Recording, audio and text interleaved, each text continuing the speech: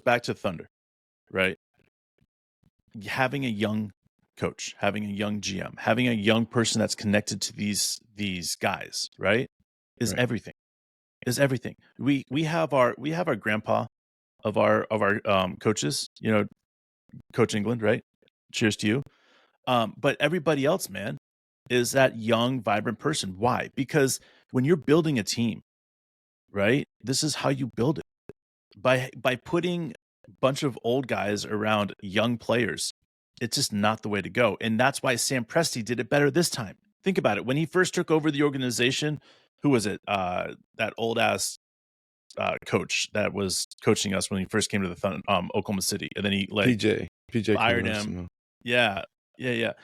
Old ass guy, fired him after 10 games or something like that, and here comes Scotty Brooks. Okay, so my point is that he even recognized early on that you have to have young coaches that relate to these young kids, and that's why I look at Coach Mark and I see what he's doing with this team on offense and defense, and you're throwing in some of the best shooting, if not the best shooting, 3-point line free throws on a team because Sam Presti put who? Coach England on this team. So And if it's you were a starting to see. Remember billionaire, when we would ask each other, what?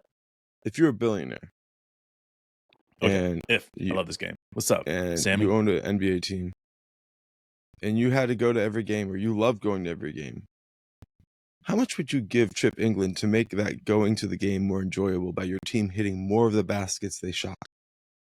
You know what I'd do? Well, If I was a first of all, billionaire, I'd be like, you get $500 million. Just make sure my team hits more of the shots so I can cheer more of the game, because I have to sit my stupid ass in that seat every single game, no matter what. Why not cheer for wins? And if all you got to do is get somebody to like Chip England to go from like one of the worst 3-point shooting teams on the NBA to one of the best, that's enough for me. That's $500 million, baby. man, if I'm the person that's going to be starting the either Seattle Supersonics or the new Vegas team, right, man? If I'm one of those guys that are starting that one right there, I'm offering Sam Presti 5% of the team. And I'm saying to him, I'm giving you 3% to bring on the coaches that you want. Because here's the thing, man, when push comes to shove, like somebody like Sam Presti and somebody like that takes your organization from a $3 to $7 billion or $3 to $4 billion program to all of a sudden taking them to $10 billion, $8 billion. Because I'm telling you, if the Oklahoma City starts winning, championships, this is going to be the most valuable organization in basketball. But Because we're so Chip young. England, like you said. You need a Chip You England. need Chip England. You need a Coach Mark, and you need Sam Presti. You cannot build a team unless you have all three of those guys lined up.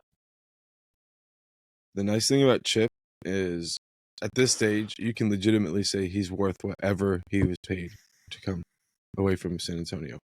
And if you watch what's happening with Victor Shot, you have to wonder how much they could use. Okay, I won't go there. Bro. Do you think Coach England would make Victor a legit threat from three? No, Coach England would change everything. And this is why for me, if I'm Sam Presti, like I've already sat down with Chip England and I've already said to him, hey, Chip, I'm going to give you a pay raise next year, and it's going to be a big one. Big time bonus. And this is just because you're doing such an amazing job. Because at this point, because we got Coach Popovich on speed dial because he spent so many years with him. Coach Popovich is like, I'm having trouble with Victor and I need help. And he's, They definitely help me. And if he is for the least bit feels that he's not appreciated in Oklahoma City, he's going to jump ship to go home, because that's where his home was for 20 years. So for me, I'm looking at this and I'm saying, if I'm Sam Presti, I'm like, every fucking weekend I'm having Coach England over to my house just to chat, just to hang out, have some beers, have some steaks. And then I'm whopping him with a $3 million bonus as saying thank you, because there's just no way, and saying keep it up and I'll give you another one. He's worth every single penny and so much more. And if you let somebody like Chip England walk, you're going to have players like take a dip, and that's not something we want right now. So for me, I'm looking at this, I'm saying lock Mark Dagnall on long contract, get Coach England on a long contract, get these coaching staff guys on long contracts, and then on top of that, get Josh Giddey signed. Get him signed on an extension right now. Do not let that guy get anywhere close to a restricted free agent, man. Do not let it. And as fans, just enjoy the ride. Because like I mentioned at the beginning, like we haven't seen a takeover of the NBA like this in Oklahoma City ever. A lot of people want to point back to the previous version. It wasn't this good, guys.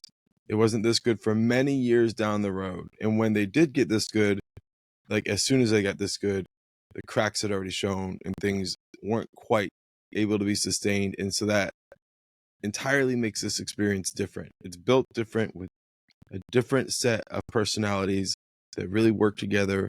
And what we're seeing happen is really special. Number one in the West, and we weren't even trying.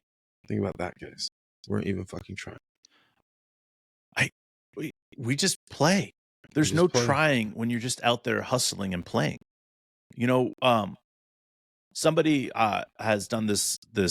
I was reading about it the other day. It was this test about if you take a bunch of people and you put a bunch of positivity and they're basketball players, and it's a bunch of, they're equal to positivity and strict instructions, right? Which one wins? And it's the positivity aspect. And if you look at what we do out there, and Coach D is never derogatory, never yelling, never in someone's face, never kicking chairs, never doing anything else like that. He's there with the players. He's part of that team. He's got something special connection with that. And you guys can see that. And that's what's different.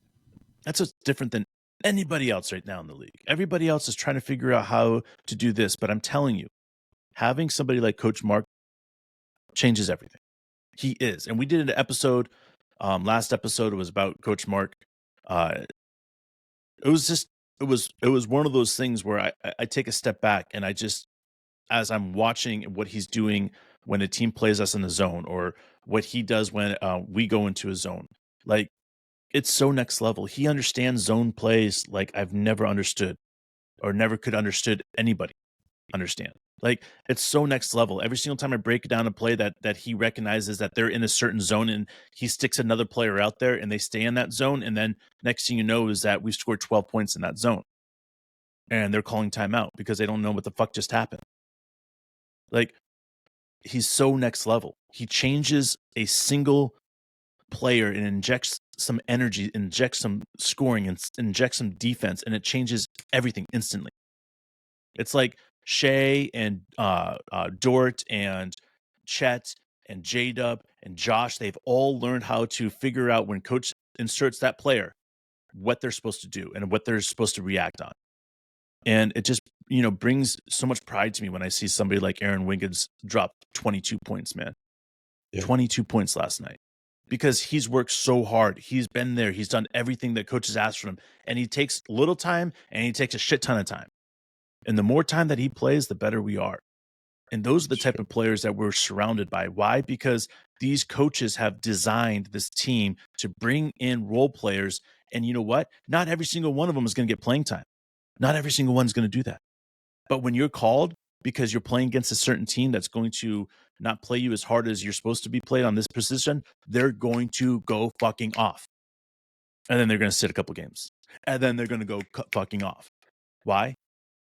Role players with players like Shea, J-Dub, Chet, Josh, and Dort make everybody better. The weaknesses that they have become strengths. The strengths that they have become superpowers. It's insane to see Shea. It's insane to see J-Dub. It's insane to see Chet when these guys are designed to go through them and the offense is supposed to go through them. So coach puts players out there to make that individual player better. Right? We saw at the end of the game last game. Not this game, but the last game when J-Dub hit that shot. Right? He knew that they were going to double team and go and make sure that they had a person on Shea. So he sticks a player out there that is going to be known for shooting threes. So they can't guard J-Dub. And he can go one-on-one. That's what the play was. Get the ball to Shea if you can, but they're going to guard you one-on-one, and I believe in you. This is next level, guys. We're seeing something right now that everybody If you're part of Oklahoma City Thunder community, you need to start getting excited. Because nothing like this has ever been done before by a professional team. We're the second youngest team in the league. And we're already being said we're the best team in the league. I know people will sit there, no. We still got something to prove. Motherfuckers, halfway through the fucking season. One of the best West we've seen in years. And we're number fucking 1. What else do you got? Enjoy that shit. Let it Let's soak, go. baby. Let it soak. Let it Have soak. somebody jump on that bed and have some fun, baby.